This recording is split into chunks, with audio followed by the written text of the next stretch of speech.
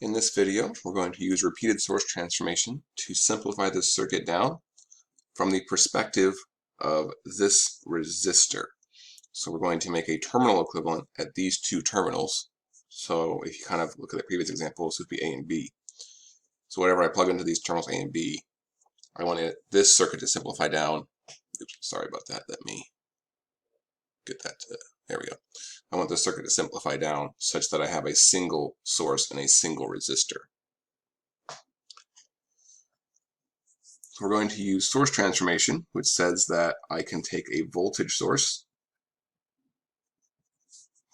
in series with some resistor, and I can switch back and forth with a current source in parallel with the same resistance, and I can use the equation V Thevenin equals I Norton times R to relate those. I can go back and forth, and by doing that, what's going to happen is this resistor is I'm going to basically be moving resistors in parallel and in series, and then being able to combine those resistors. So our first step is we notice that we have a voltage source and a series resistor. So I can change this into, so this is my 3 ohm resistor. This is my 6 ohm resistor. And it's good practice to keep drawing everything, but as you get faster at this, you can actually omit part of the circuit that you're not going to be worried about. But for the time being, I will draw all of the pieces. And 5 ohm, and I'm going to leave this as A and B, and I don't need to put the other piece in until the very end. So now we need to put a current source in, and the current direction is dictated by the polarity of this. So this, based on passive sign convention, would have an arrow going up. So I need an arrow going up. And then the current will be whatever the voltage was divided by R. So in this case, it'll be 36 divided by 3, which is 12. So 12 amps will be our current. And the interesting thing here is that now these two are in parallel. So I can say that 1 over 3 plus 1 over 6 will be 1 over R equivalent. And that's going to end up being, you're going to end up with 3 over the 6. You're going to end up with that R equivalent is 2 ohms. So kind of a quick sanity check. Whenever they're in parallel, it'll always be smaller than the smallest one. So 2 ohms being smaller than 3. When they're in series, it'll be bigger than the biggest one. All right, so now this becomes 2 ohms. So I could redraw the circuit with that. It generally will waste space and time, but I'll do it this one time just to kind of show what happens. So we have our 2 ohms, we have our 8, we have our 10, we have our 5, we have A, and we have B, and this is our 12. So now what we want to do is I have a current source in parallel with a resistor. If I do a source transformation, this 2 ohm will become in series with this 8 ohm. It's currently not, but after I do the source transformation, it will be.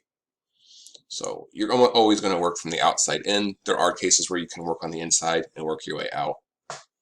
But for the starters, we're going to work our way from the outside in. So this will become a voltage source. We know that passive sign convention says that we're going to have that polarity. And then this is going to be 12 times 2, because this is 2 ohms. So this will be 24 volts. And then we put in the rest of the circuit. So this is our 8, our 10, our 5, A and B. We're going to combine these two. They're in series, so this will become a 10. I'm not going to redraw it this time. So now I have a 10 ohm resistor up here. If I do another source transformation, it'll drop down in parallel with this 10. So again, passive sign convention says the arrow will point up. This will be 24 over 10. So it'll be 2.4. Or you can keep that as a fraction if you want. I'll have a 10, so this 10, and then I'll have another 10. I have 5, I have A and B. So whenever you have the same resistor, they're just going to have. If you want to, you can do the math. You can say that's 1 over 10 plus 1 over 10, which will be 2 over 10, equal 1 over RE. RE will then be 10 over 2, which is 5. So you can do that quickly by just noting that they're the same resistor, so you're just going to have it. So this will be 5 ohms.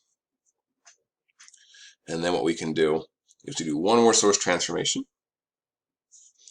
So our polarity will be plus minus. And now I will have 2.4. And I will multiply that by the 5. And we will get